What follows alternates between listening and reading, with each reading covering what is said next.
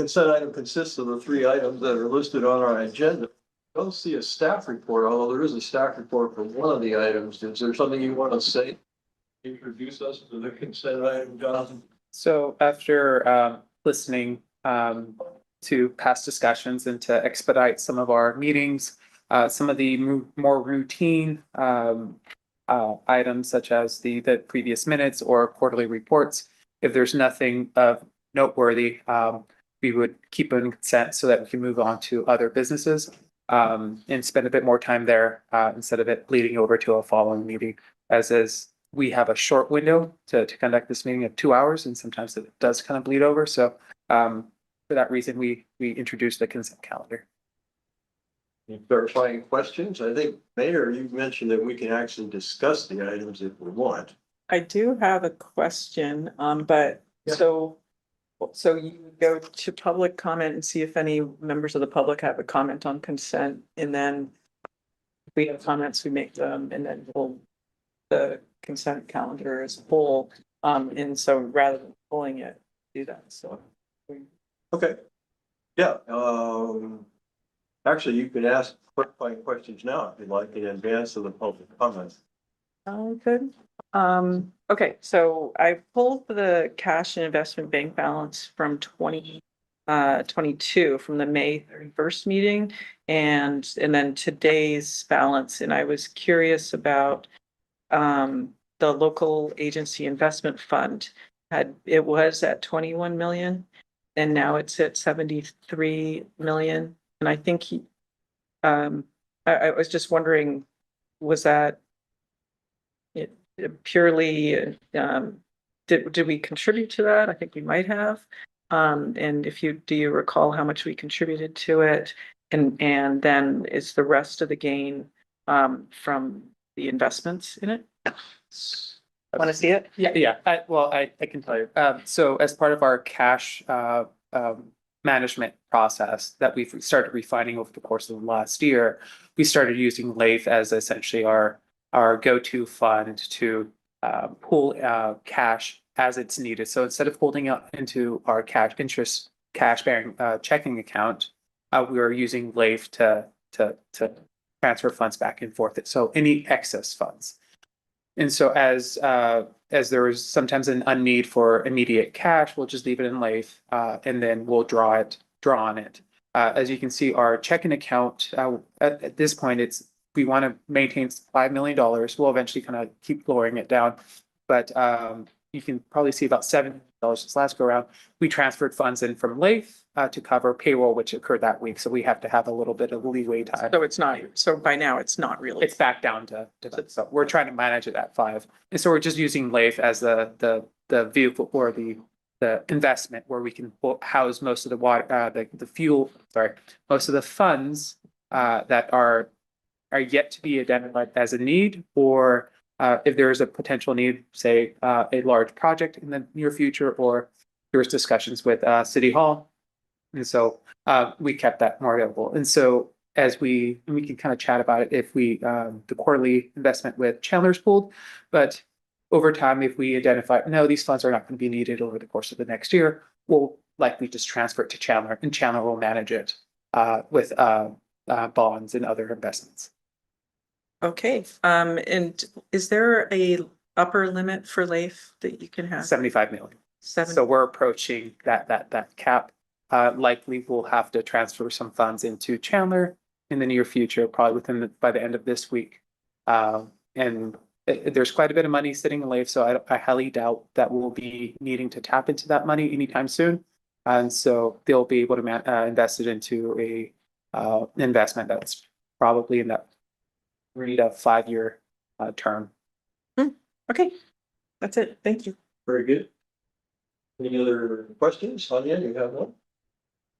No, I'm pretty good too this time. So why don't we move to public comments if there are any? We have no hands raised on Zoom and no speakers in person, Chair. Great, so we'll move right through that item. Thanks, Lindsay. So let me invite a motion on our consent calendar items. More so moved. Is there a second? A second. Excellent. We've got, our action items and the motion. Any further discussion on any of these items? Again, we can discuss them now if we like. Excellent. Let's take a vote. All in favor? Aye. I, Unanimous, motion carries. Exciting first step of our consent calendar, which I look forward to experimenting with you and more in the future. Thanks, everybody. All right. So item 4, our agenda item is the appointment of chair and vice chair. It is a new year, so it is time to look at that. So staff report, we don't have one. Correct. There is no staff report. This conversation is mainly going to be had by the chair and committee members to discuss who the next chair or continue the existing chair. Great. So I can throw it open to public comment. Are there any? We have no hands raised on Zoom, Chair. Okay, well, we'll pass through that then, and now I'll invite a motion or a discussion, depending on how we get it. Nominate, you know. second, Okay, so that went pretty smoothly. We also need a vice chair, so should we cover that at the same time? As the same motion, in a motion? you can do it that way, or you can separate it out.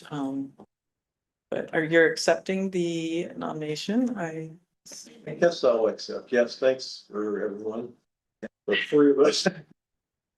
No objections from city staff? Certainly not. No one else in the public commenting, so yeah, okay, why don't we take a vote on that motion then? All in favor? I, Okay, it carries unanimously. Again, thanks everyone for your vote of confidence, which, you know, it's always a mixed emotion. Being chair is a great responsibility. On the other hand, it's a great responsibility. So, all right, so now we need a vice chair. Let me nominate Anya if you're willing to serve. Happy to help. Okay, great. Is there a second? second, All right. We've got a motion. Any more communication on the motion? All in favor, let's take a vote. Aye. Carries unanimously. We're very efficient. Welcome aboard, Anya. I look forward to Yeah, the year partnership. your help again this year. Okay, so item 5 agenda is the one that we actually deferred from last time because of a slight wording incorrectness. So we've got received the OPEB and pension 115 trust investment policy and recommended forward it to city council. So why don't we start off with the staff report, if you could, Jonathan? Just point of clarification, there was a presentation that was erroneously attached to a different item, which was the quarterly report. We have provided it here as a as part of this item and as a desk item that goes a bit into the presentation that Dennis will be presenting on shortly here. Great, thank That'll you. try for Dennis. Turn it over to Dennis and Jennifer. Thank you so much, committee. Welcome, Jennifer, and Dennis. Thank you for having us. Did you want us to share the presentation, Jonathan, or will you be sharing it on your end? Can you please share it? Yes.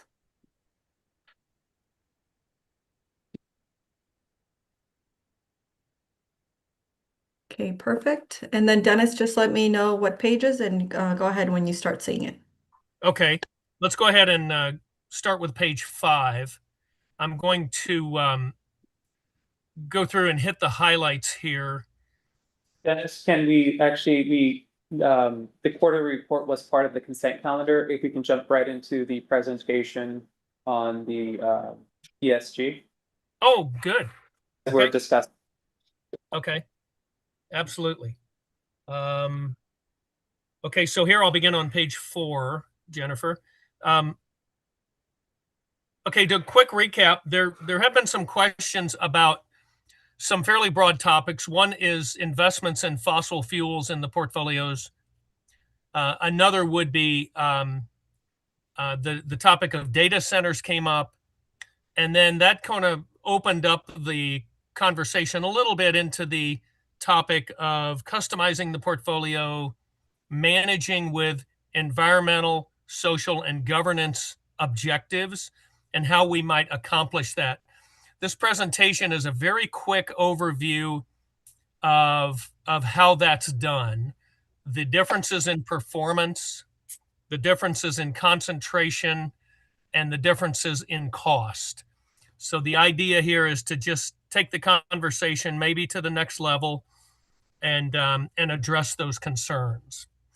I'm going to start off here by talking a little bit about fossil fuels in particular, and then we sort of broaden the topic as we go through this presentation. On page 4, you can see we looked at U.S. equity exposure, eliminating fossil fuel investments, and whether or not it would be detrimental to investment return. On the bottom right-hand numbers on the lower table on page 4, you can see that for the last 15 years, eliminating fossil fuels from a U.S. equity portfolio actually increases your return by about 0.5%. 15.06 versus 14.52. And this compares the MSCI USA index, U.S. stocks, to the MSCI USA X fossil fuels. So again, that just gives you a little bit of idea. It basically says that eliminating fossil fuels from the U.S. equity portfolio is not a big deal when it comes to performance. Let's go to the next page, page 5. Can we ask a quick question? Of course. Okay, I'm just wondering if this has anything to do with the kind of pro solar, pro offshore wind environment that we had been during that time frame, and how it's changed now with the current administration. Like that's been the history, but do we expect that to, can we predict how that's going to continue? And do we have some information for 2025? Yeah, so I have noticed there's been an increase in production and turnover in like Texas oil. There's been a lot of activity, and it seems like they're pumping more. So I'm wondering if it's increased. I have no information to answer your question. I'd have to guess. But I'm hesitant to do that. I can definitely make a note to dig into that later. Yeah, and I mean, and he's, we'll have this administration for not so many years in the future, and then probably have some change. So need to weigh that as well for how long it'll be this type of environment that's more pro oil than what we've seen in the past. All right. Good point. Keep in mind, though, in that 15-year period that we're showing here, there was a previous Trump administration, and I don't know if the needle can be moved that quickly. That's a good in a 4-year administration. Yeah. So it was 2016, right? And for those, for most of those years, without oil, it was doing better. Okay, that's good. And the key to this is that energy itself is a small portion. Well, let me go to the next slide, page 5. All right, thank you. And that'll kind of expand upon this answer. So a next concern we look at is risk concentration. Would eliminating one industry cause you to be way overweighted in the other industries? And the answer is simply no. The entire market is in the bottom right-hand pie chart. And if you can dig that out, it shows energy is 2.84% of the overall market. the US stock market.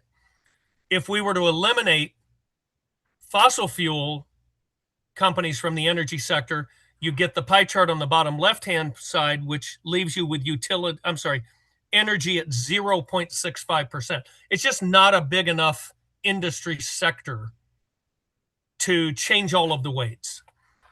So again, to recap on page 4, we said performance is not a big difference, almost immeasurable. On page 5, we're showing that we don't have any concerns about overweighting another sector because we eliminated a sector. So Dennis, while we're looking at these two pages, is there a reason you focused on the US rather than the entire MSCI? I think that's the portfolio is an entire worldwide portfolio, correct? In my conversations with our ESG team, I think it's just based on data availability. We'd like to slice and dice a lot of the portfolio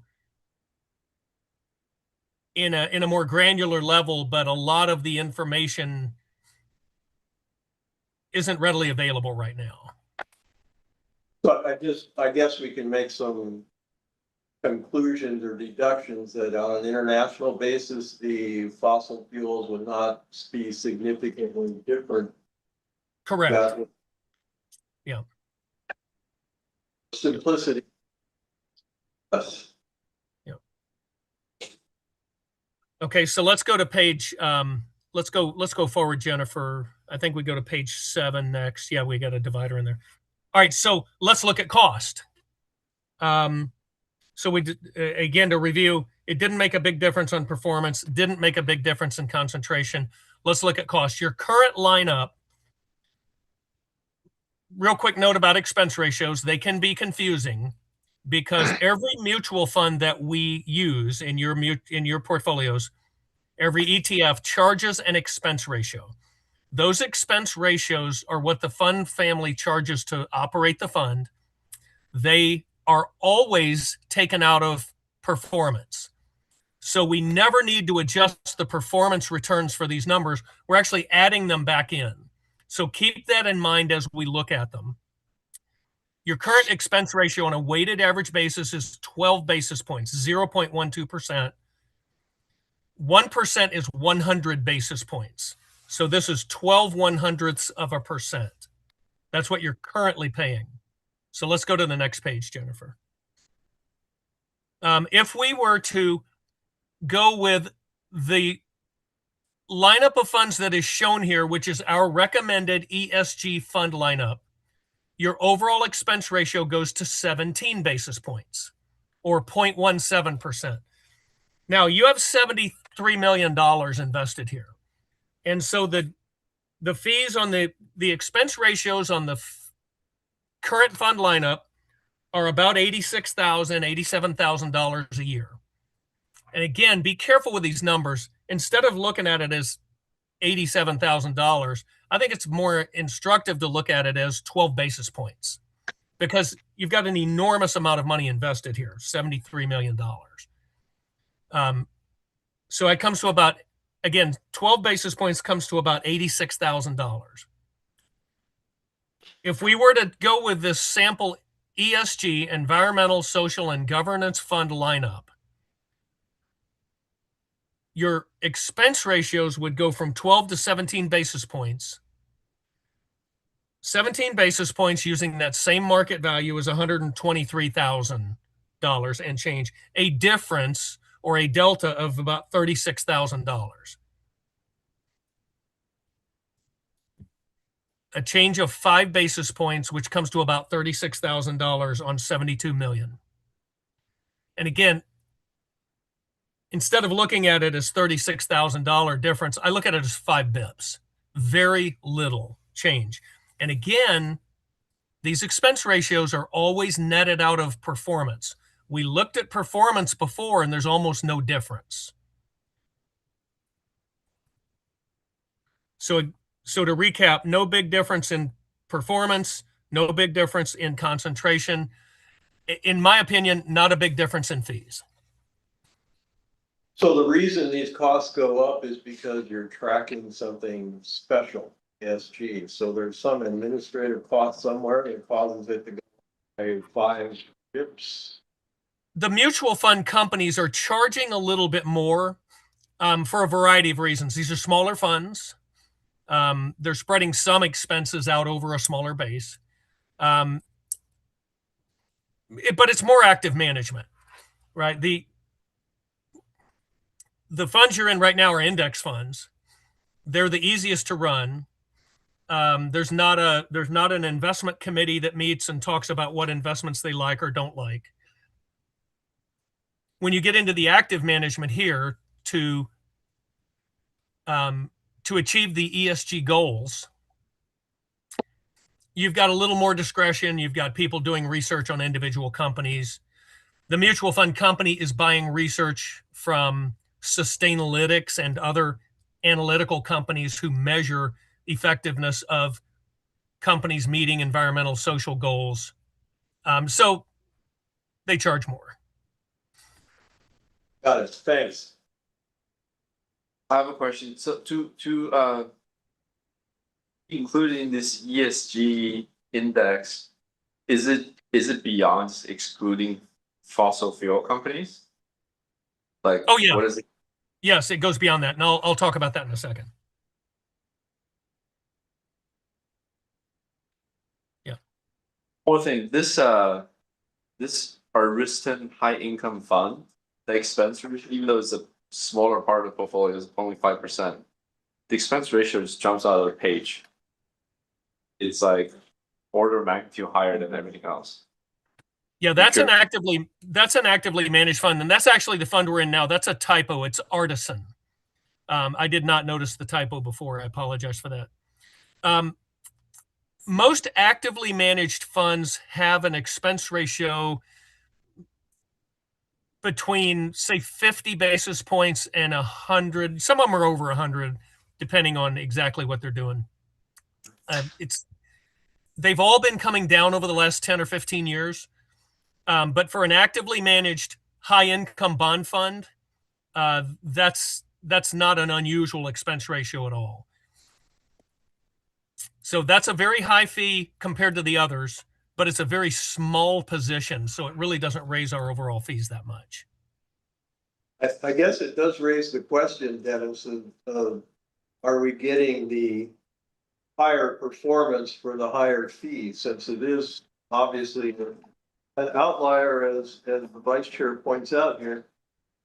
Even though we're on the topic of ESG, it doesn't raise the question, why are we investing in such a high expense fund? I presume because we're getting a lot better performance. But that's something I haven't necessarily seen in past reports, because I may not be paying attention, or maybe you can guide us to that at some point. I'll make a note of that, and I'll run a comparison of Artisan net of fees versus the other alternatives net of fees. Super. That would be great follow-up. Thank you. Okay. Okay, let's go to page 9, please. Okay, so here's another idea. So what I've talked about so far is using a lineup of mutual funds called ESG funds. There's another alternative, and that's customized, separately managed accounts. If you were to look at the mutual funds that I showed as a sample so far, if you were to look at those and say, well, that's not good enough. I want to exclude particular companies. And I want tremendous control over what goes in this portfolio. What we do then is we hire an SMA manager, separately managed account. Instead of buying shares of a mutual fund to get the exposure to an asset class, i.e. large cap US stocks, small cap US stocks, developed foreign or emerging foreign, what we do is we hire a manager who's going to buy individual stocks, and they're going to buy them in accordance with the instructions we give them. And we partner with a company called Parametric here. So what we did, for the sake of simplicity, is we just plugged in Parametric for each of the asset classes and equity asset classes. The expenses go up a little bit, but what really goes up, and I've mentioned this before, is the complexity. Right now, your portfolio holds at most times 10 or 11 securities, individual mutual funds. If we were to go with this as presented right here, that very first line, parametric custom US equity SMA, would probably hold 250 stocks. And then the small cap manager, which is the second one shown there, we use the exact same verbiage. It should say small cap, would probably hold another 250 stocks. So the accounting complexity goes up exponentially. And again, ways that this manifests, your statement, which now I'm guessing your custody statement from US Bank is a listing of securities is a page and a half. That's going to be 75 pages. And each month you're going to have dividend payments, you're going to have purchases and sales, and you're going to have corporate actions, which are stock splits, mergers, reverse stock splits, spin-offs. And again, the accounting complexity can be mind-boggling. I just wanted to show this, that it is there as an option. If you were so inclined to say, it's not good enough for me to just have ESG funds, I want to exclude the following companies. I don't typically recommend this because, yeah, now you're in effect, you're managing the portfolio. Yeah. So, just something to keep in mind. Is it available? Yes, it's available. But and I don't know how you do your accounting, whether you're using a data feed into your accounting system. I have met with municipalities who account for every security one at a time. And in those instances, they would have to hire additional accounting staff to cover that. So just something to keep in mind. Dennis, wouldn't this kind of a more detailed portfolio apply to also a taxable portfolio, which the city's not in that situation either, so tax harvesting. Yes. Yeah, exactly. It gives you tremendous control. Yeah. Really need that control for tax purposes, since that's not relevant. Yeah. But, okay, gotcha. It's SMA, an option. Just Always an good. option. Yeah. Okay, page 10, please, Jennifer. Okay, let's, couple of things. So I've already covered ESG funds. Again, no real impact on performance, no real impact on concentration, no real impact on cost. Now, in my opinion, I don't think that's a real impact. SMA is an option. I want to show you something else here, and this is the way some of this work is done on the ESG funds. There's a company called Sustainalytics that Morningstar purchased in 2020, and they score fossil fuel companies on two metrics. One is called a carbon risk score, and that is an indication of the risk the company faces from the transition to a low carbon economy. The other one, which I'll go through in the next pages, is called carbon involvement, and that's how involved is a company in carbon based on their revenues. So on page 11, here's the takeaway. Your existing portfolio has an overall carbon risk score of 7.4 compared to the MSCI ACWI, the overall market, and now this does include non-US companies here, of 7. So the only takeaway here is you've got a little bit higher carbon risk score than the overall market. Now let's compare. Let's go to page 12. Page 12 is carbon involvement. You've got a little lower overall risk score on carbon involvement than the overall market. Okay. Now let's go forward to the next two pages, 14 and 15. On page 14, if we were to go with this sample ESG fund lineup, using the same scores from Sustainalytics, whereas before, today you have a carbon risk score of 7.4 compared to the market of 7. Using these ESG funds, you would have a carbon risk score of 5.5 compared to the overall market of 7. And let's So- go to the, go So ahead. just to clarify, go back to your slide if you could, the lowering of the risk. Maybe the mayor had a good question about current politics, but I guess even though this is a lower risk now, if somehow there's a change in politics, that would mean, it would have to mean if suddenly fossil fuels are more desirable, that would mean a much higher risk than the market in effect. Yeah, we'd have to definitely watch what's going on with the industry and which way the political winds are blowing. Yeah, so Because everything could be in flux. it may not always be great because of the historical numbers that you're looking at. Yes, correct. Okay, great. Thanks. And then page 15, the next one, we looked at carbon involvement before. You have right now you have a 7.6 score versus the market's 8.4. If we were to go with these ESG funds, you would have a 4.4 carbon involvement score. And that makes sense, right? We're getting out of fossil fuel related companies. And so our carbon involvement based on revenues goes way down. We would go from currently 7.6 down to 4.4, where the market is at 8.4.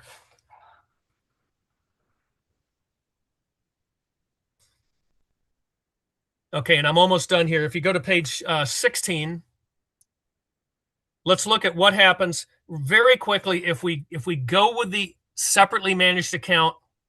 The way you do that is we go to parametric and we say, this is how we want the portfolio customized. And go to the next page, please.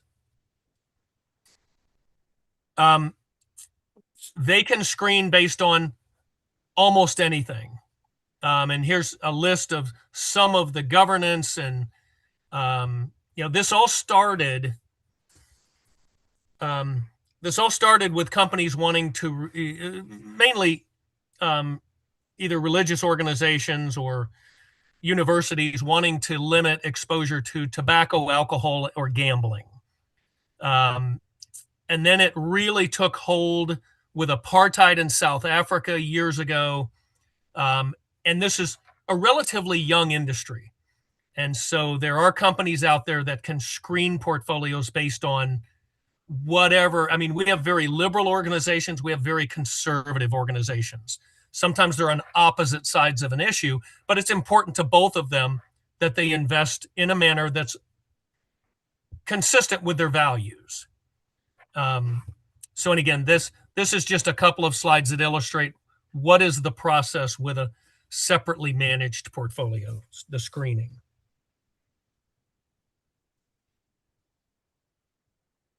And I think that wraps it up. So,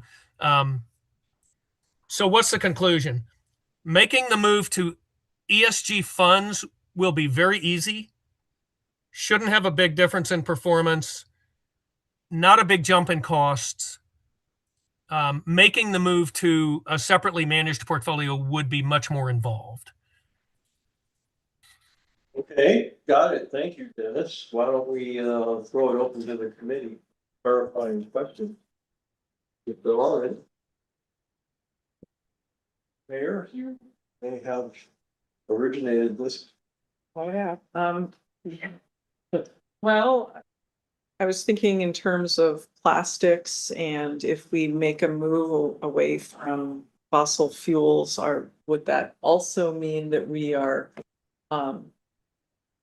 sending a message that we are not in support of the manufacture of all the single-use plastics? It's becoming a huge, well, it's been a huge problem.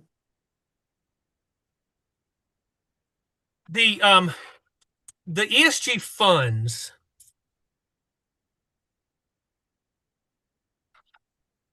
I'm sorry, I'm struggling with my own notes here. The ESG funds, let me look. I think I have. Sorry, it's sort of a side question. What I'm wanting to know is if we can kill two birds with one stone by pulling away from fossil fuel. Also saying that we're not in support of all this plastic waste and we'd like to see it decrease. Yes, absolutely. Yeah. Let's go. Dennis, I think There's my notes. Let's go forward to page 20.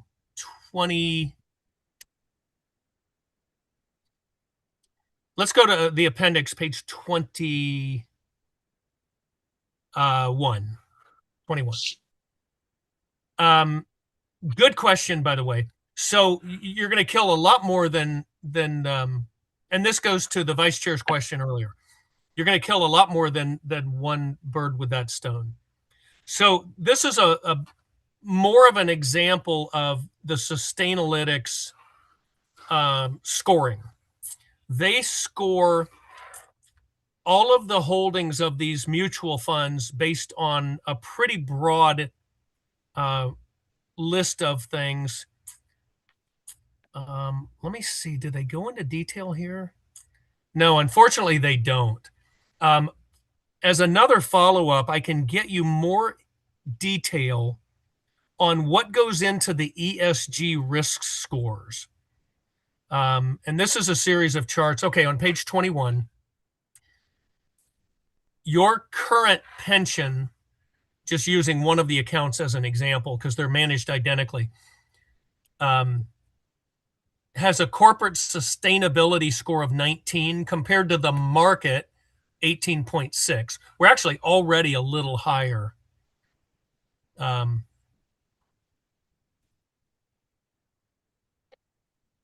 Okay, so lower scores here are better. I'm sorry. So we're a little higher than the market overall, but very close. And what they do is they rank sustainability on a 0 to 100 scale. Lower scores are better. Okay. And if you go to page 23, just like before, we compare the sample ESG fund lineup to the same market benchmark. And instead of being a little higher at 19 versus 18.6, you'd be at 17.4. Now, we wouldn't be able to say we have eliminated any investments in anybody who produces single-use plastics. But we would be able to say that we've moved in that direction in a cost-effective way, and we're monitoring it.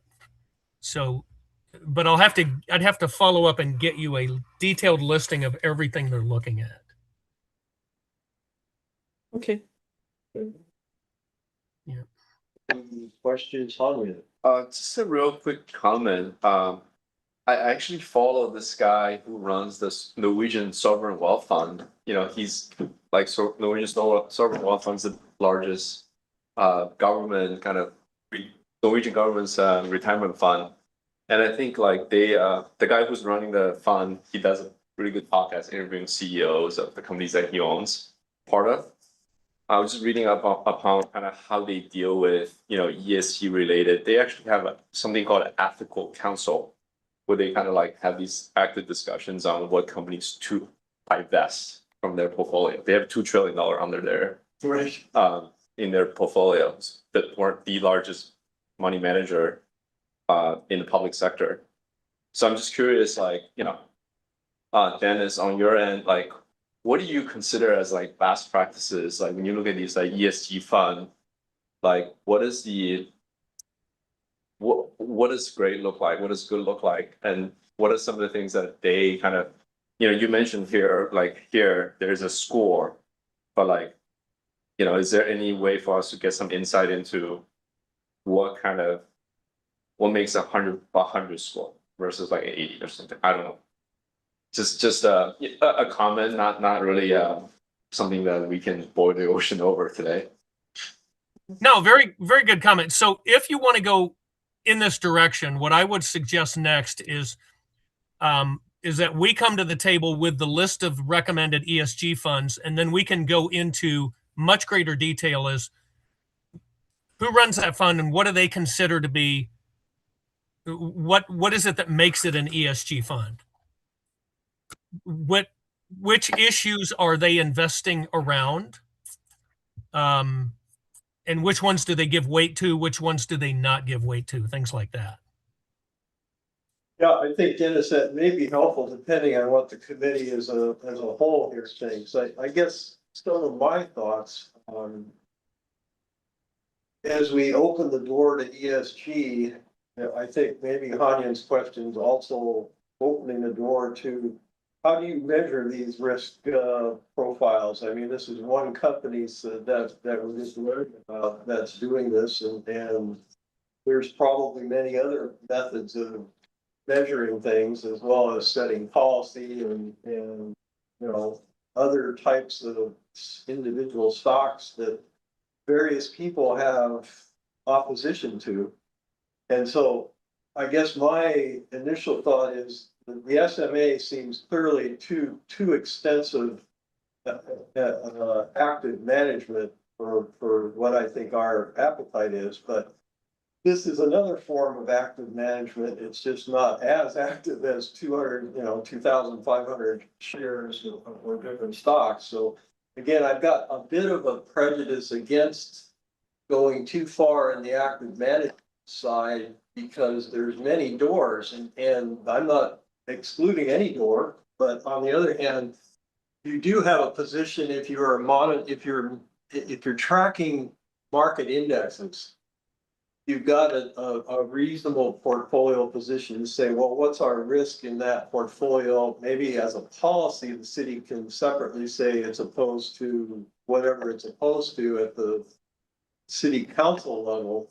That makes a lot of sense since they're the policy setter people. But as we're investing funds for the retirement security of the folks in the city, I'm a little hesitant to go active management in quite the way that I guess I'm expressing here. There's so many doors and mirrors that I'm not familiar enough with that I can see lots of analysis being down the road when people raise these issues rather than just say, well, this isn't the role necessarily for us to take that kind of active management. It could be another policy forum that is the place for that to occur, but not necessarily in the 115 trust and the OPEB. So those are my thoughts coming out. Are you seeing a lot of cities recently move in this direction? What's your pulse on this? That are we so far behind that we haven't been looking at this and now we need to? No, I have I've been doing this 40 years, and in the last 10, this has been limited to religious orders and church-sponsored universities, colleges. It has not really become commonplace in the public sector. And you were getting into the reason right there. As fiduciaries, we've got to be really careful about how far we alter the portfolio based on our environmental, social, and governance goals. Because the risk is we limit things from being in the portfolio, the risk becomes that returns start to lag. And again, if you look historically, just removing fossil fuels, it hasn't really had an impact on the portfolio.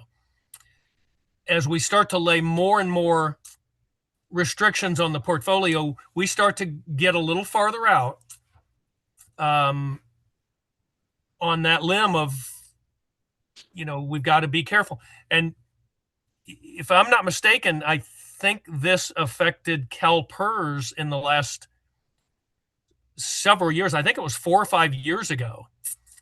They had some elected positions that were Yeah. challenged because of their foray into ESG investing practices that didn't turn out really well. Now, Right. you know, yeah, they went. Go ahead. A plus, but, yeah, that Mayor, why don't you? Your comment. Yeah, so looking at the plastics question, because I think, you know, for a lot of us, that seems like a noble thing to get away from supporting that.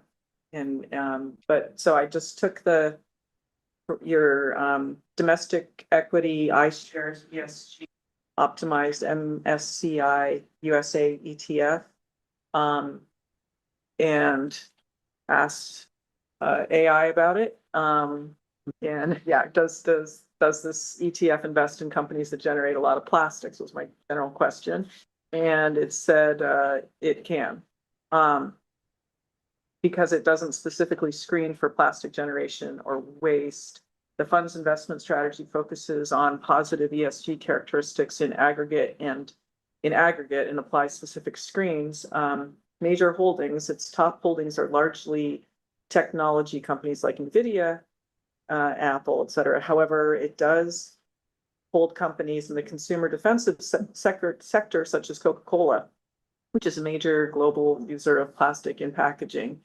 In short, while the fund avoids the producers of the raw materials, it still holds companies in industries like consumer goods and retail. So I think it would get challenging. Like you could say, well, the fossil fuels is one thing, but if we're going after synthetic clothing, going after bottles and bags, and you know, then we get into exactly what Dennis is describing with regards to our fiduciary duty problem. Yeah. So what can you do and where do you stop? That's Maybe this is time for city staff to clarify what, city staff may have analyzed and thought about this issue. Yeah, it really falls on finding the balance, right? If we go into this SMA and heavily restrict the investments, then it becomes a nightmare because then you'd want to move away from Coca-Cola or even possible NVIDIA, right? NVIDIA has data growth. But then again, you're also taking a grenade to your investment portfolio, your returns, right? And so it's finding that balance. Maybe by eliminating the fossil fuels, you're getting rid of essentially the root. You're not going to get rid of all of it, right? There's still going to be some companies that use fossil fuels that might even say, right? Our vehicles, some of our vehicles rely on gasoline to power for the city. We're trying to move away from that with getting some electric vehicles, but even us as a city, we rely on electricity with fuel. So it's just finding that balance in our portfolio to be able to meet our fiduciary need for the pension and our Section 115 trust, but also kind of starting to move away from some of those sticky investments like fossil fuels, or maybe the data centers that are the companies that are building the data centers rather than utilizing them. Because as you just pointed out, you used AI, so so there is a benefit to all of it. So it's just kind of finding where is the middle ground. And I think what Dennis had proposed with this ESG is step in that direction. Maybe if you years down the line, it becomes a little easier where we start kind of weeding out some of these other companies like Coca-Cola. But at this point, it is kind of, it may be built into it. But at least we're moving in that direction. And kind of bringing us back to the topic in hand is how would this affect the policy, right? Because that's what we're here for. Do we need to put something in our pension and section or OPEB policy to call out, should we specifically move towards this, or is this just more of a decision that we've made as a body? It's like, this is the council's direction, like we want to these ESG, or do we want to call out specifically in the policy? Now, if maybe this is a Dennis question, but do other cities have a language in their policies that says the city shall or may use ESG portfolio or investments.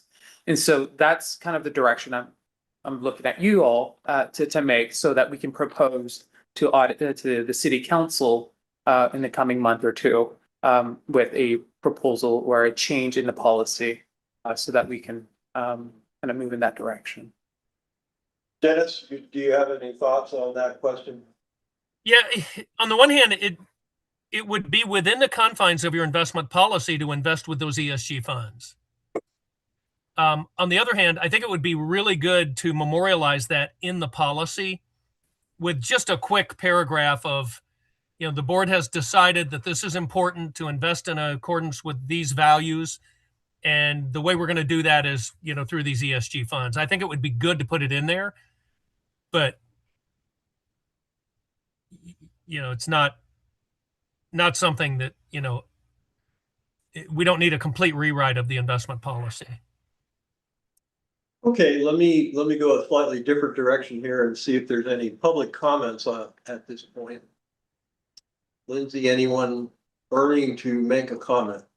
We have no hands raised on Zoom sharing. Okay, so we'll cross that one out and then I'll bring us back to motion. And I think to talk out loud a bit on the motion, I like the idea of balance. Whenever I hear balance, that's good. How can we do something? The old Greeks knew what they were talking about, but I also hear policy, and you know, policy changes depending on in the chair making the policy, and I think maybe what we could do is distinguish our committee a bit from the upper level policymakers, and there's all kinds of policies within the city, I suspect, that are environmentally friendly, sustainable, that we're not necessarily paying attention to as finance folks here.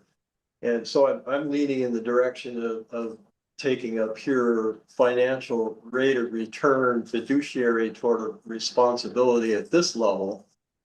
Just talking out loud as one individual, but maybe as a way for us to move forward as a motion where we have diligently looked at the options. There are some ESG options, but we are looking at how do we stay close to what the market is yielding without taking a position, because we don't want to open the door to so many different other concerns that we can start to become very active managers. So that's how I throw this out. If any of that makes sense, guys, have any thoughts?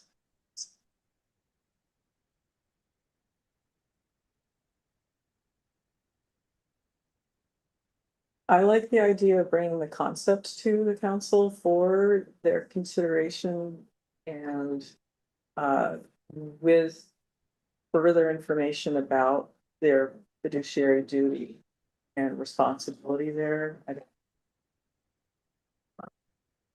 had enough discussed about that duty so that, you know, down the road, if we end up with someone that's very activistic and wants to get into that highly managed portfolio because their views are so strong that yeah, providing some initial guidance from the audit committee about what we think is a wise thing to do and keep in mind. Just Steve, I really appreciate this agenda item and this information, and brings up other questions about, you know, where far enough is makes sense, where we're going down this road, where it makes sense.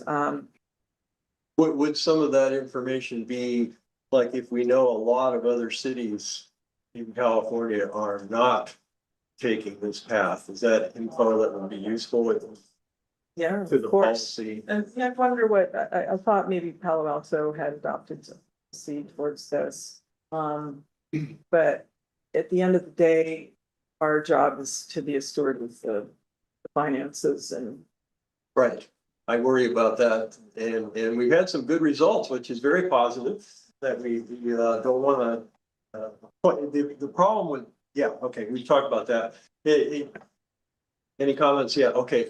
I'm wondering if maybe we need a little bit more information, or we're at the point where we might maybe take my suggestion that could move forward in a very strict, subject to the fiduciary elements that we thought were most important to continue maintaining. We could continue not specifying a change in the policy, but allow some additional research for a subsequent city council staff report, if you want to go that route, or we can get it at this level. Lots of options.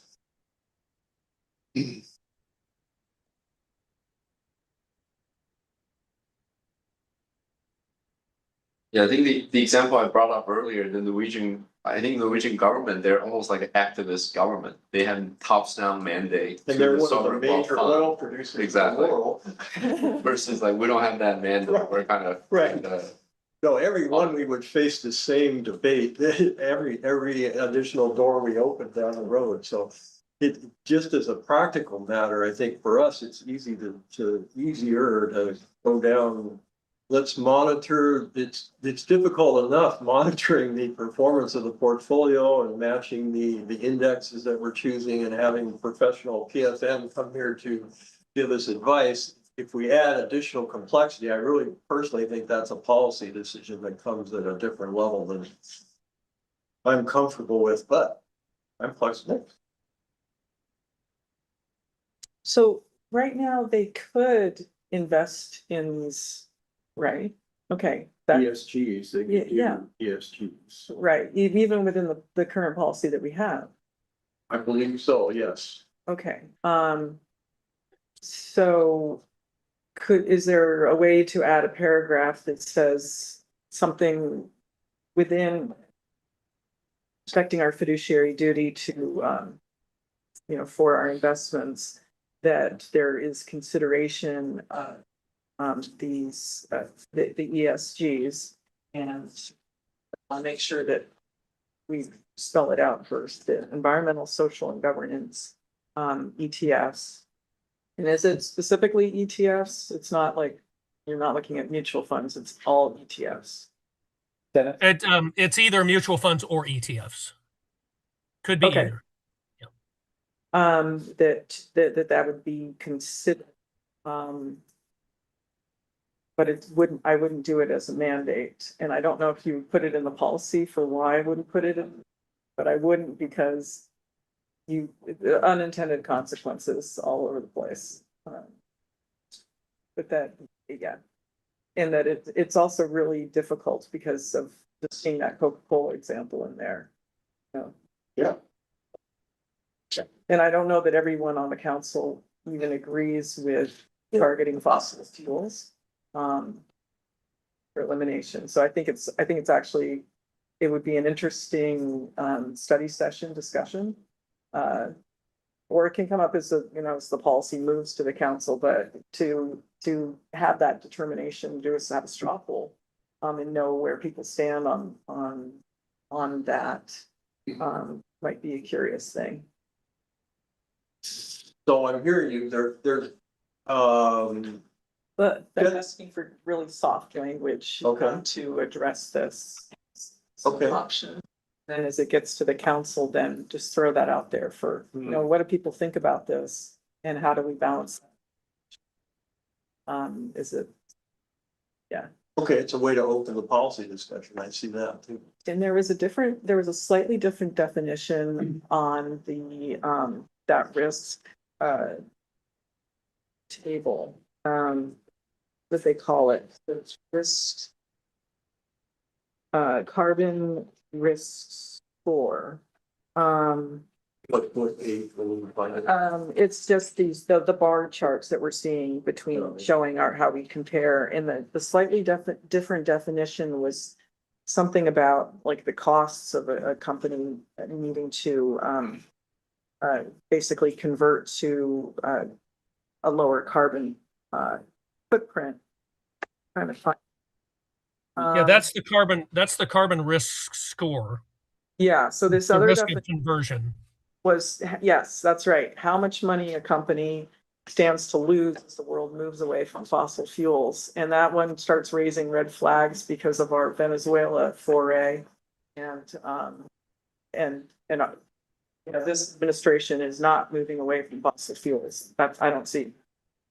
So I think there are a number of risks associated with Yeah. to make this as a Right, policy. definitely. I agree with that. Yeah. So I guess maybe I was gonna make a question and an analogy. Dennis, is it permitted for the portfolio to invest in ETFs or the sin related things? I mean, you have the permission to invest in them, but you don't. Am I correct? I'm not sure what sin would be defined as anymore, but there used to be Tobacco. tobacco. Yeah, Okay. The sin stocks were originally tobacco, alcohol, and gambling. Okay, perfect. But that's not a really great example because there's such a small portion Okay. of the overall market. Tobacco's almost gone away. Now, it used to be big. Okay. Philip Morris used to be a blue chip stock in every portfolio, but um, so much of the alcohol and the gambling are just either private equity or foreign owned, or there's just not any out there. But when you start talking about broader issues, now we start bringing in like almost every company. I was trying to make the analogy that if you already have the right to invest in those, but we don't, that could be similar to the ESG situation. Yeah, So- we do. Yeah, we do, but yeah. Okay, if we do, maybe the analogy works somewhat. So they No, we have. do. We So- do have the ability to invest in under prohibited asset classes and transactions. It has to do with the structure of the financing or the security, but it says nothing about what is now considered ESG. It used to be called SRI, socially responsible investing. But Right. the policies don't go into that at all. But it's kind of going for the soft wording. So to some extent, yes, maybe we don't need soft wording, but on the other hand, how hard is it to craft two sentences that would allow it, but not mandate it? I guess that's where we're at, maybe. I don't think it would be difficult at all to put some soft language in there, propose it to council and let council deliberate whether they want to keep it in the policy or just provide general direction to staff that the investment strategy should follow X, Y, and Z rather than memorializing it within a policy. That satisfies me because we're keeping our nose very close to the fiduciary part, but we're allowing an opening for the policymakers, which I look to city council being rather than us. Okay, you like that? Then maybe we can direct staff we could have a motion that directs staff to work with Dennis. We still have to do the work of approving our policy, but maybe if there are no other changes to the policy, we can go ahead. Would you want to keep global infrastructure there, or do you want that removed? That was the other bit that actually kept this policy moving along. Right. So, It's just a new asset class that is available. We would essentially be zeroing out commodities. At this point, we actually do not invest in commodities and just give the ability all out of global infrastructure. maybe you could just flash that on the screen. I know we've got that in the policy documents. So we're all on the same page. And while we're doing that, Dennis, can you please give a quick summary of what global infrastructure entails? Yes. So global infrastructure became a separate asset class somewhere in the last 5 to 10 years, and kind of grew out of a blend of technology and real estate. I think the best way to explain it is to use a couple of examples. So global infrastructure would take on those companies, would invest in those companies involved in huge construction projects, think interstate highways, bridges, like bridges like you see on the East Coast on the Inland Coastal Waterway, right? They're 2 or 3 miles long. They're cost billions of dollars and they take years to construct and then the other example that I always come back to for global infrastructure is one of the companies in one of our funds made a presentation to us. They purchased cell towers. They upgrade the cell towers to 5G, and then they either lease them or they sell them. So we're hoping that they do that in a very profitable manner, and that 5G continues to be drawing in a lot of capital. And that seems like a pretty safe bet. If you had to stop that company and liquidate it at any point, what you own is a bunch of very small parcels of real estate, with a bunch of technology hardware on them. So it's kind of leans heavily into real estate, but not for the sake of, real estate in the traditional sense, commercial or residential building. So that's global infrastructure. It may be a Go ahead. percentage chart. That's probably the more relevant. So what we're really doing is if we agree with all that, we're just giving you the option. Should you decide that that makes sense in the portfolio, you would include it. Otherwise, it'll be a 0%. Correct? Correct. Yeah. Much as we did with commodities, we held commodities for a large portion of the last 10 years, but in the last 3 or 4 years, we have not. Commodities are typically thought of as a play on inflation, that you want to invest in something that's going to do well in a period of high inflation. And we just are not in that environment right now. So answering the question, this seems fine to me, this chart, Mayor. Is there a definition of global infrastructure in this policy? They added a line, which I just took you guys away from. We can go back to it. It's not defined in the sense of what it. Dennis, I think last time you didn't mention highway bridges, and you talked about cell tower. And today, the first example you gave is actually highways and bridges. When I go to AI, global infrastructure can include some negative things. Their definition is right. So it could include a coal-fired power plant, oil and gas pipeline, waste to energy incineration, petrochemical plants, airports, highway and toll road expansion, gas utilities, materials for heavy industry. So everything.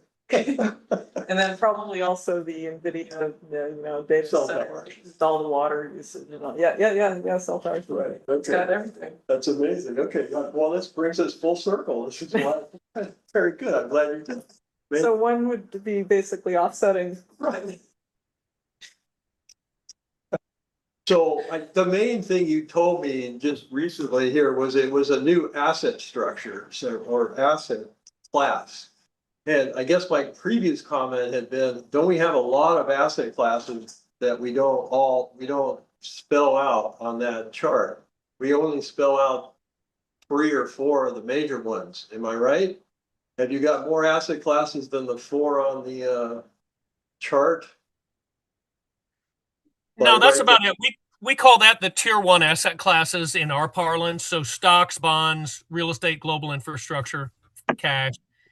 So global infrastructure is a tier 1 asset class. It is, yeah, in the way that we work. Not everybody in the industry does everything exactly the same, but that's the way. When we do our asset allocation work, that's what we start with. Okay, well, maybe in our soft policy, then we could work on global infrastructure, because the list you just listed was pretty strong on the.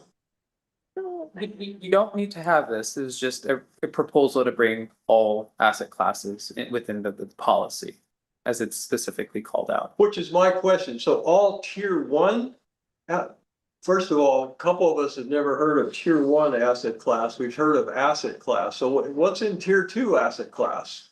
So tier Just two would be in equities. You've got large cap US, you've got mid cap, small cap US, you've got developed foreign and emerging foreign. Yeah, so we don't want to go into that detail. So global infrastructure could be a subset of real estate, just like it has been. Or now so Used to you're be. saying Used to be, yeah. maybe a tier one, so therefore we can't look at it that way anymore. I don't recall. Well, and we set up all of our reporting systems to follow that formatting. So I wouldn't be able to stick it in and tell you it's a real estate fund. It would, Some examples of the global infrastructure funds or There was one that Dennis suggested last time, if I recall. There's an actual fund, and maybe the composition of that fund isn't quite as controversial. Is what we maybe or maybe it's getting a really great return and it would be foolish for us to not look at it. Or you could, find the best among. Okay, that's a good practical question. Dennis, what investments would you be in, pursuing in global infrastructure, and what kind of return are you seeing? the index, we just added it a few years ago. The index fund we're using is the IGF is the symbol. Okay. And I'd have to get I'm thinking for the year 2025, the return for global infrastructure was lower than the return for the stock market. But it was a banner year for the stock market, and that's, that doesn't tell us an awful lot. Well, we're trying to just get a real quick, high level sense of what ITF might actually be investing in. At this point, the top 10 holdings. Got a nice chart. Up 48.72% in the past 5 years. I got airports, utilities, ESG considerations. oil, gas pipelines. Okay. Does not incorporate ESG, but I don't know how it compares to the others, but it's done pretty well. Well, I see two ways of addressing it. That just because tier one, we want to stick with whatever model we've got. So if this is the exhausted global tier one assets, then maybe we could have it still on this chart. But our wording then maybe on the soft two sentences would put global infrastructure, or we could just eliminate it and just say we don't want global infrastructure is too new for us. We're just stuck in the mud here. I think also You could include it and just leave it at the available range at 0. And so the asset class is spelled out and the policy says we don't want to invest in there. It's that At this point. Yeah, right. Okay, that's a way to get us. We don't have council direction.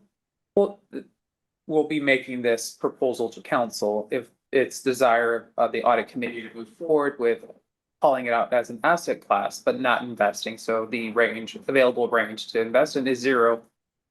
Okay. And so, as you can see on the other ranges here, we have to stay within that per policy in that range, right? So if global infrastructure is set to 0, we call out that is a tier 1 asset. However, council has decided not to invest into that class. So that would be information that would need to be brought to the council about how it's performing, because we're balancing that with our fiduciary duty. So if we're saying, We can provide this information to council, and council can make the decision whether it wants to pursue something closer to ESG, or kind of balance the fiduciary duty with, do ESG investments absent of this global infrastructure.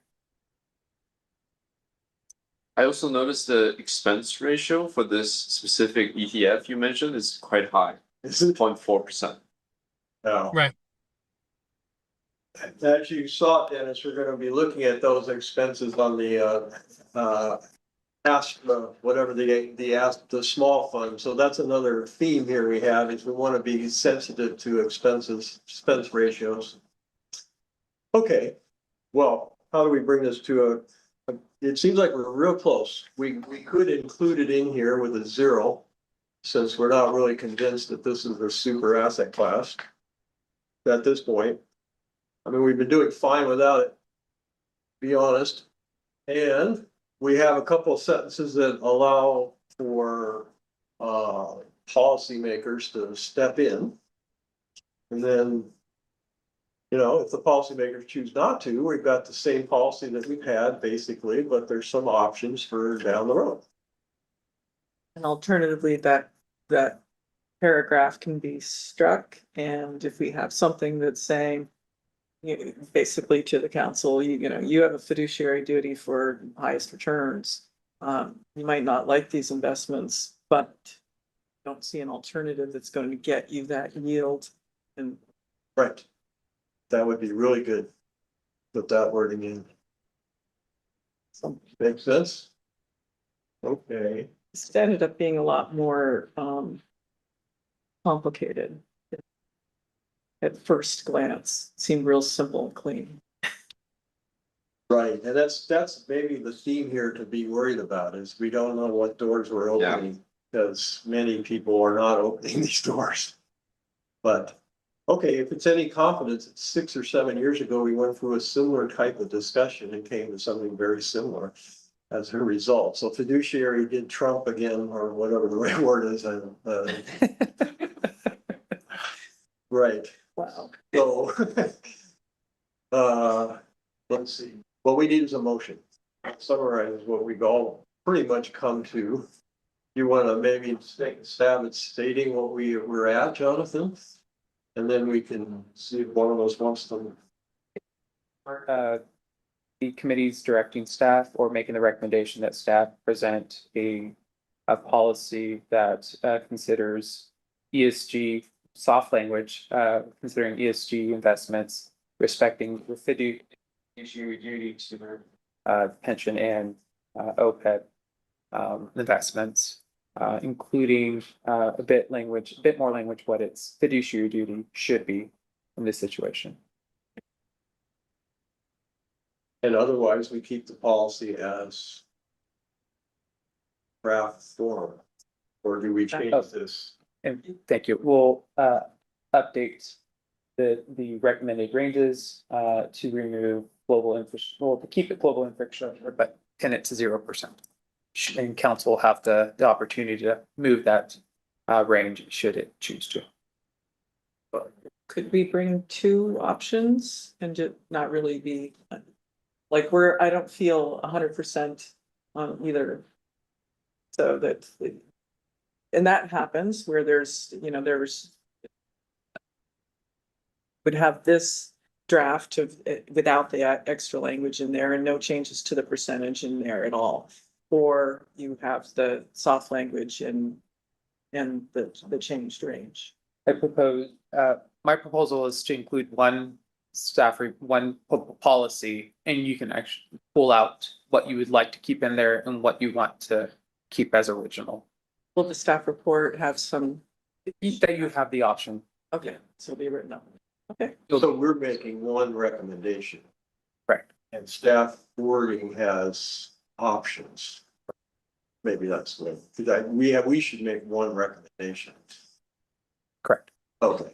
Okay, that sounds right. We don't want to see it on consent probably because we want some discussion on the council. Okay. Yeah, okay. So you want to make is there a second to that motion? All right, so we've got motion that I think we understand. So shall we vote or discuss it some more? Dennis, got you. I guess we can bring you in. Are you happy with this? We've had Yes. obviously here, but a conclusion that may be modified in future or not, but we are very concerned with the fiduciary element, so we want to make sure we bring that forth in the policy and the report that goes to city council. And your diligence in helping draft this with Jonathan will be much appreciated. And thank you for Looking- all. Looking forward to it. Thank you. Okay, so let's take a vote on our motion, which we haven't quite done yet. All in favor? Aye. Aye. So it's unanimous. Great, thank you, everyone. Thank you. So that brings us to 6, which is internal audit, received internal audit and fraud, waste and abuse programs update. You guys have been patiently waiting. Thanks, Chelsea. We'll turn it over to you if we can. Sounds great. Yes, let me pull up the materials and walk you through them. Can everybody see my screen? Yeah, Wonderful. And is it big enough for everybody? no, I know, I had a feeling it looked pretty small even on my screen. So I'll kind of enlarge it. So this is the audit status report from October 22nd all the way through last week of January 16th. There still is one outstanding project that we are trying to wrap up from the past fiscal year internal audit program, and that's the grant management internal control review. We have sent over a draft to management, and we're working through currently right now. I think it's sitting with the city manager to get any last feedback that they might have. And really get that report finalized so that I can report this to you all next time around. So that will close out the internal audit program for fiscal year 24-25. Any questions before I move on to 25-26 internal audit program? question? Nope, I see that we're all happy campers right now. Go ahead, Chelsea. Thank you. Great. Well, then moving into the 25-26 internal audit program, we have the council-wide policy review. This is going really well. We've held our kickoff meeting. We have sent our document request, and we've also conducted a lot of interviews for this project. We're hoping to finalize our interviews during the next period and draft that report. So hopefully having either a draft or a final report to share with you all next quarter. And that moves us into the investment cash flow policy review. So this is really looking at those policies for the best practices, comparing it to the GFOA, making sure that comparable to other cities of your size, that you have well-rounded policies in this area. And we have reviewed those policies and developed some best practice recommendations. We sent over those comments to city officials last week, and just needing to have them look over a lot of comments, 30 plus comments per policy. And then we're going to meet and discuss next steps and make sure that we answer any questions that they might have when considering our recommendations. Chelsea, while we're on that call, just I guess would that include, maybe you're just looking at the policy, so apologies for not having tracked that carefully or remember it, but there was also a cash flow projection model that got developed late last year, as I recall. Is that subject to what you guys are looking at, or is that outside the scope? Yes, so that is something that we are taking into consideration, especially with the cash flow policy. Super, thanks. I look forward to hearing and seeing your report. Absolutely. Great question. Any other questions before I move on? Jonathan's got something to say. So we developed the cash flow policy as well as that model, and both of those were provided to Baker Tilly. We have not taken the cash flow policy to council. They provided some input on that, so we'll be incorporating their comments into the policy, and then we'll be bringing that forward to council. Probably in conjunction with this report. Fantastic. Yeah. Question. So with regards to the cash flow policy, I've had kind of an ongoing question about our total cash and investments total. That is, it has increased, and I've wondered how it is that we make a determination for what's the right amount versus, because, we're holding taxpayer dollars and not investing in tangible for services. So what's the right amount, and who's the person to advise us on that? And yeah, just that kind of general topic, because we're looking at having some expenditures. How are we going to cover that? Is that going to put us in a situation where because we're living off of the interest?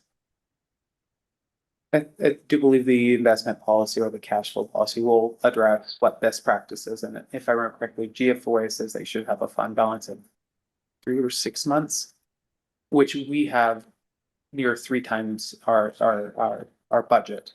And so we have quite a bit of reserve.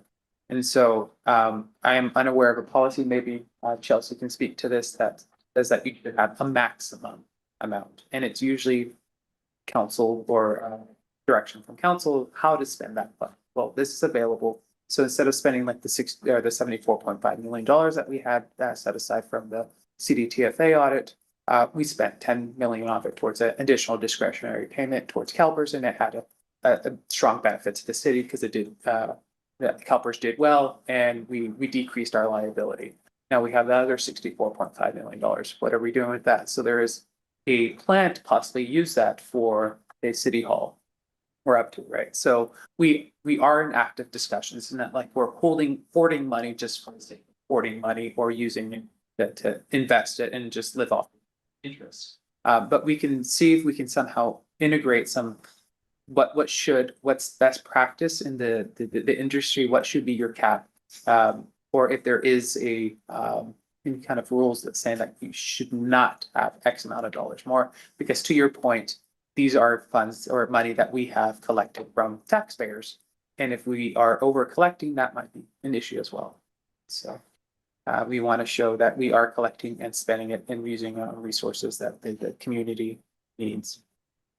That's exactly it, because we're all going to age out at some point, and if around for some facility to happen, and it never happens because we're holding on to the money to live off the interest to keep other things going. Yeah, it's a balance, and I appreciate advice on that matter. And there used to be a strategic advisory committee of some kind that would talk. It seemed like they would speak to these types of issues, whereas we're really limited on what we can talk about. But I think that some kind of a subcommittee of some sort that discusses this would be helpful. And to come up with a strategy. Yeah, and there should definitely be some industry standards out there, rules of thumb, the GFOA, and so that'll be a good starting point. But then you're right, some decisions have to be made, and if those decisions aren't made, you're sort of, what do you do? That's the issue, I think. So for what I'm looking at is that we were at 219.3 million in 22, and now we're at 310. Right. It's good for us, but Right. What do you do with it? Right. Yep, no, that'll be a great report. Chelsea, looking forward. So we will see that at our next meeting, or is that down the road? That's what we're Yeah, shooting. I think it really is dependent on the back and forth that we have with the city. Obviously, like I mentioned, there's a lot of comments for us to discuss with them. And so given their cadence, that's kind of going to be that will be the deciding factor. Excellent. But moving on, so the citywide internal control review, we have kicked that off. And, mind you, this internal audit status report was as of January 16th. And last week, we were really busy with city staff on interviews in this area. I think we had over a dozen interviews in this area. So we have really gotten in deep and hoping to finish off those interviews, provide preliminary observations, And then areas that we want to dig a little deeper in, we will test some high risk controls in those areas. So excited to send you all that report. This is a big one. So I'm thinking probably maybe not this next meeting, but the following meeting, that would be really probably an appropriate time of when we would have that draft to you all. Great. And then, of course, we have our ongoing internal audit services, which includes the fraud, waste, and abuse hotline, as well as our validation continuation.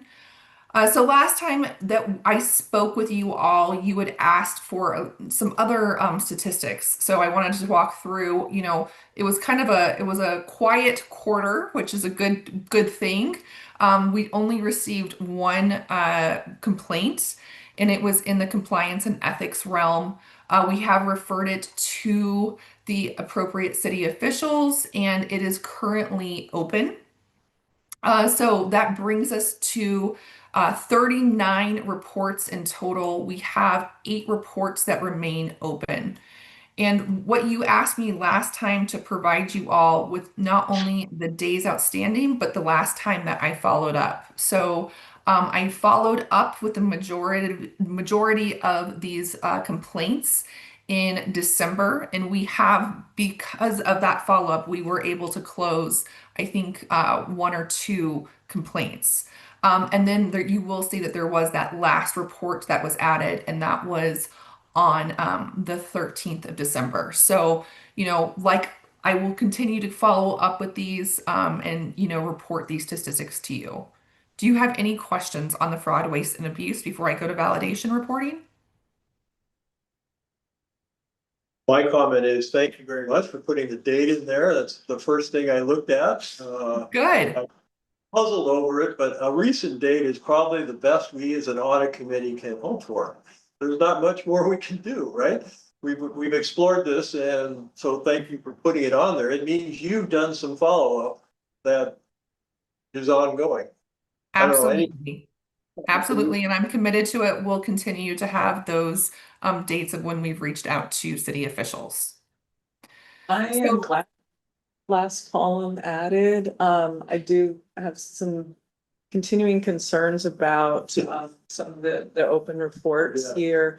And then because an investigation costs money, and if some of these reports are have to deal with top management, I would guess, I don't know what the policy is underlying the fraud, waste, and abuse hotline for who gets to see that information and who gets to make the decision about whether an investigation is going to happen or not. I believe that would go to the city attorney, but there's a kind of like a hidden cost, which is the investigation cost to hire another attorney, I would assume, to do an investigation. So is it clearly written in the for the fraud, waste, and abuse hotline, or somewhere is there a policy written for what happens when like a decision tree for what happens if the city attorney the subject of a complaint, or I think the original contract had the director of administrative services has a role in handling these. So I'd like to know more about that kind of information. Yeah, absolutely. I can send you over the policy. It is on the city's website as well, but we can send over the policies just so you all have, it easily available. I obviously don't have it at the top of my head, but I know that there is a line of, if a complaint was, for the city attorney, who we would go about, if we would have to go, we've, had in past with other clients as well, spoken to the mayor, but there is a certain dynamic of who we provide those complaints to. Obviously, if it's about the city attorney, we wouldn't send it to the city attorney. But I, can provide that language to you all. And then if you want more discussion on it next time, I would be happy to discuss it with you at that time. Yeah, we could take a policy that there's just days outstanding, and it's so long that we want city manager to contact the mayor. Or something, I'm just No, talking out loud, I don't know. that works. One of the issues is that, like, I think an investigation, maybe depending on how thorough it is, $30,000 to $40,000 a piece, and then you've got 8 of them there. That starts getting into, it's a whole work program item. One question came to mind also is that, are we making sure that we have some kind of scheduled retraining on the front hotline? A refresher, because when we originally started, there was a training, and it was I believe it was live on Zoom, but now it's available as a recording. And is there any kind of requirement for us to have those refreshers?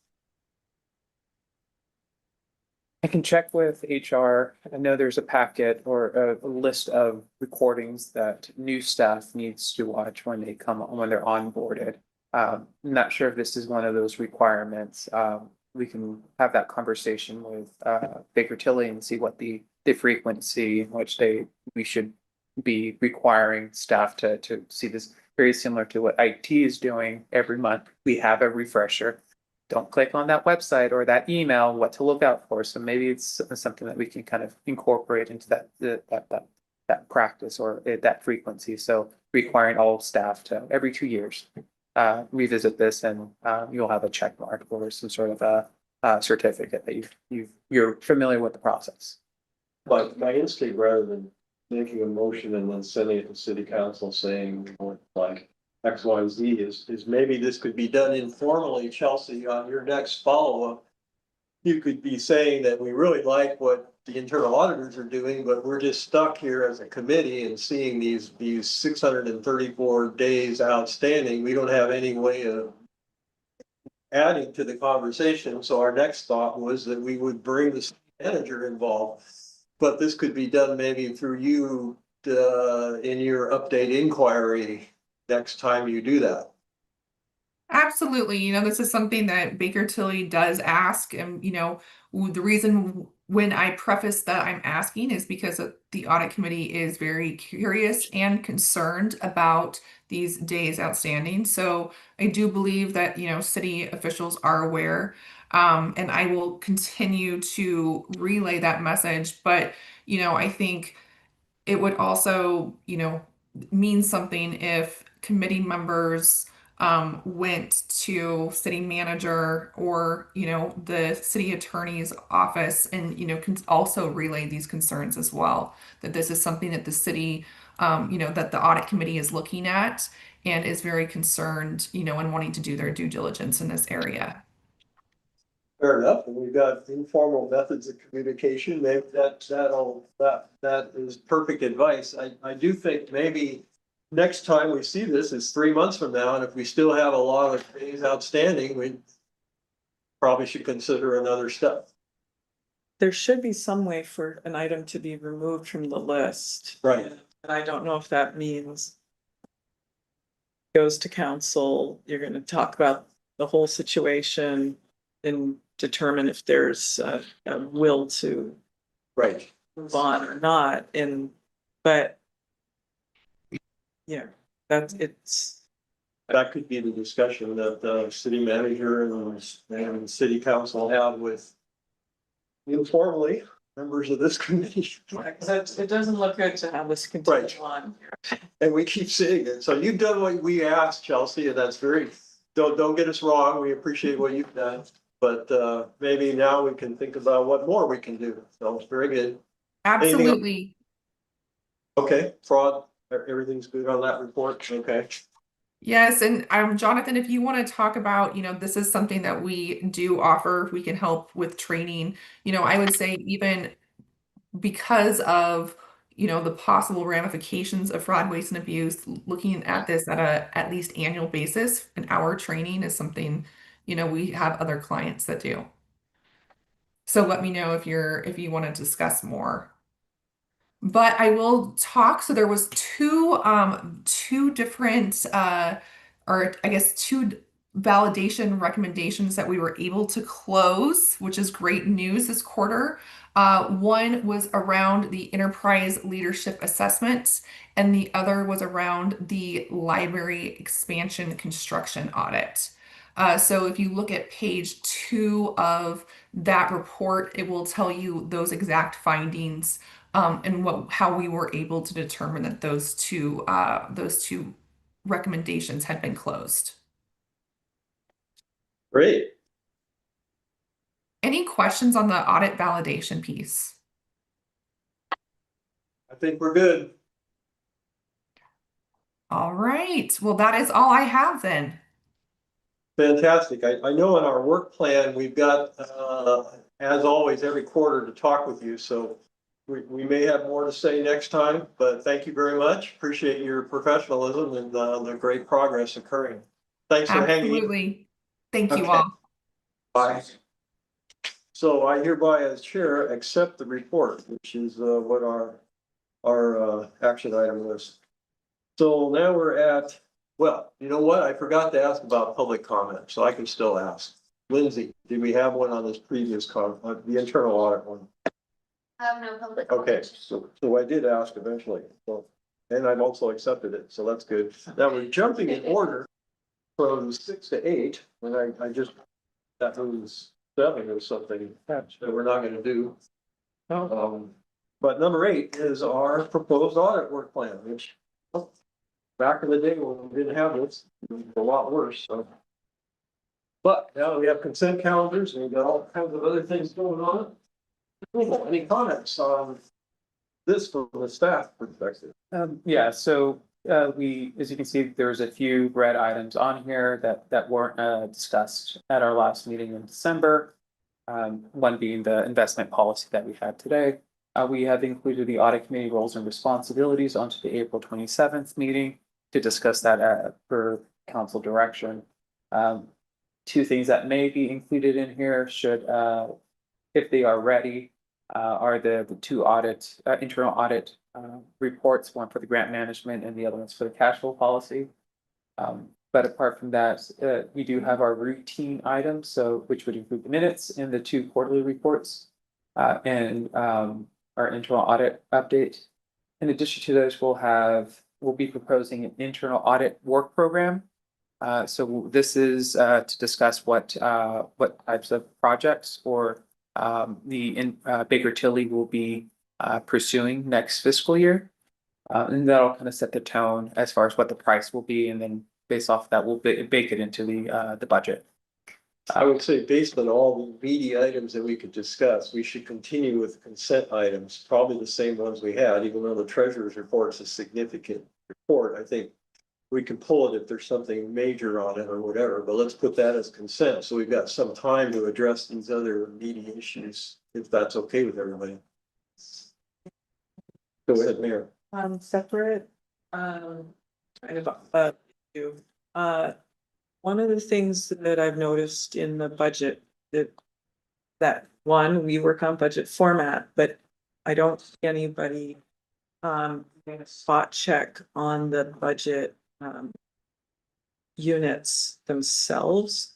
And I'll give the example of the library. Oh gosh, there was money put aside for library, and how the county was providing that funding. So we still had a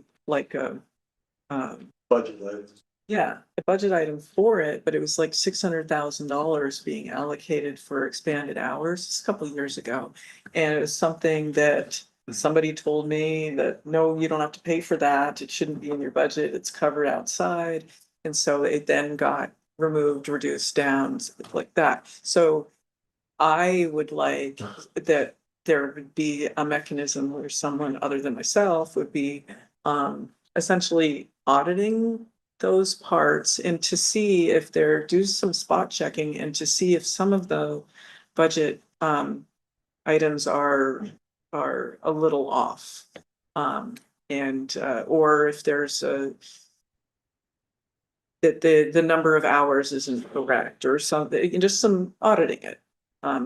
And also with issue with, there's a separation of our our facilities. You've got like facilities maintenance and then you've got another section on for the facilities. It I think there might be a clearer way that those can be done. So if you look in the budget, you'll maybe see like Blackberry Farm show up in a couple different places. One is an enterprise fund, one is like a maintenance thing, then it shows up as maybe other facilities. And it's unclear if that's like the best way it should be shown. Offline, I'll come up with some better examples, but the bottom line is who could be that person that would be doing the audit of the actual budget numbers.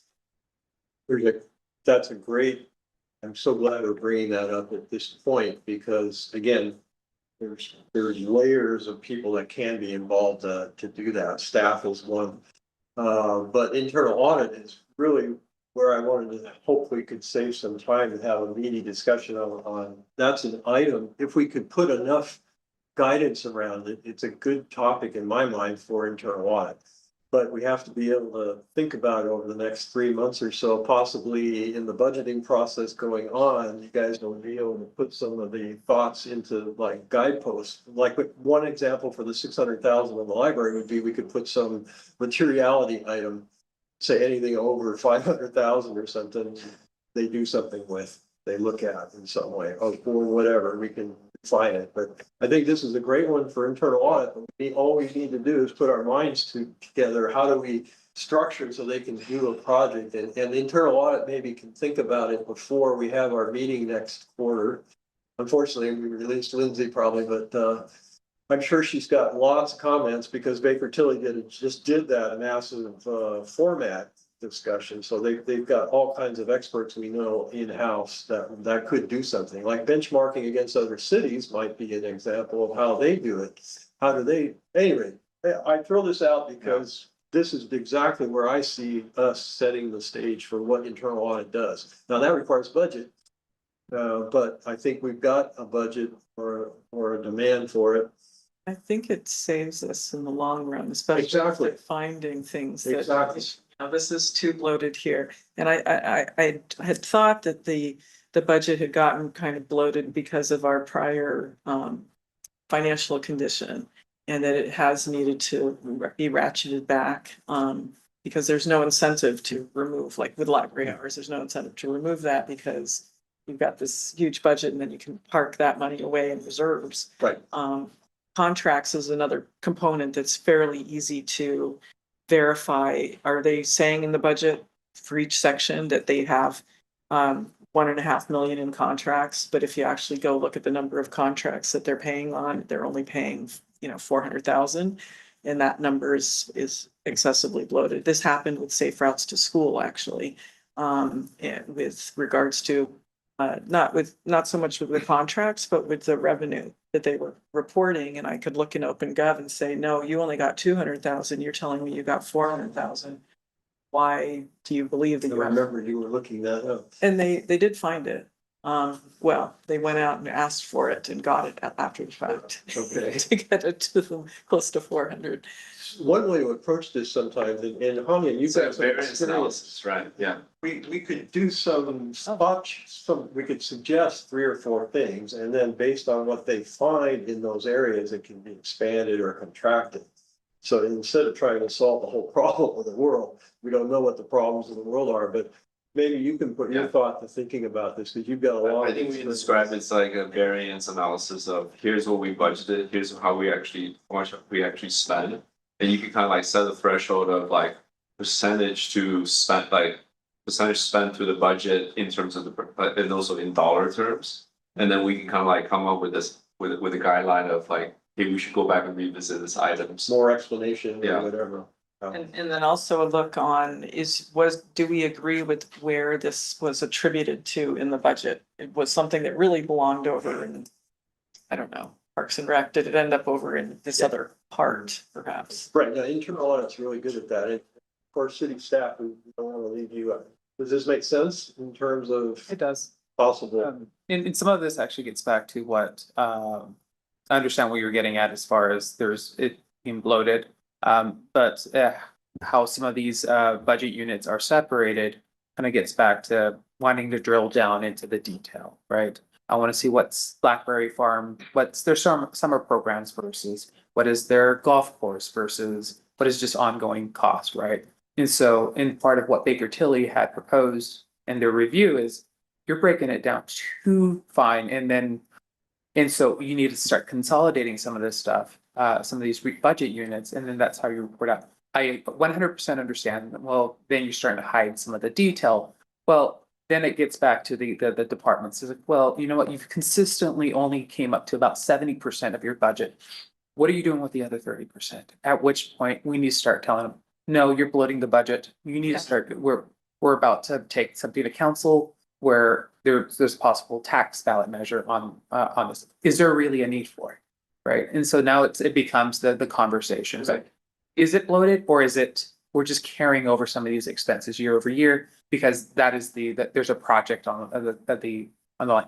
So then it becomes an analysis. Is there a reason why we're not spending that 70% or is it being carried over or it's not just well, you know what, you have $300,000 left in your bank, your budget. Why was it there, or was it carried over? So it becomes a more of an exercise with all the departments, making sure that they're budgeting correctly, and if it's they're leaking in some sort of contingency or like a variant contingency to their well, no, you know what, you're gonna have to go to council if something comes up an emergency, and sometimes there's a benefit, right? If it's nominal, well, okay, you can make a little bit of variance into your budget. Or if it really is something that, you know what, we have a vacancy to fill that vacancy, we need to get a contractor to come out and perform that job, and the vacancy savings won't cover it. Go back to council, ask for that budget, and we can manage it that way. So it becomes as like, all right, well, how much do we want to let the departments have a little bit of leeway, and how much do we want them to go back to council frequently to ask for more money when needed? So maybe you, Jonathan, could have a behind the scenes convo with Lindsay and Chelsea. Or not Lindsay, Lindsay sitting next to me there, the internal audit group, and then we can have a robust discussion. I think that's really the function of the audit committee, is to have that kind of guidance, and you know, variance analysis could easily be a project they could come up with. But we need some parameters around it to make it sensible for them.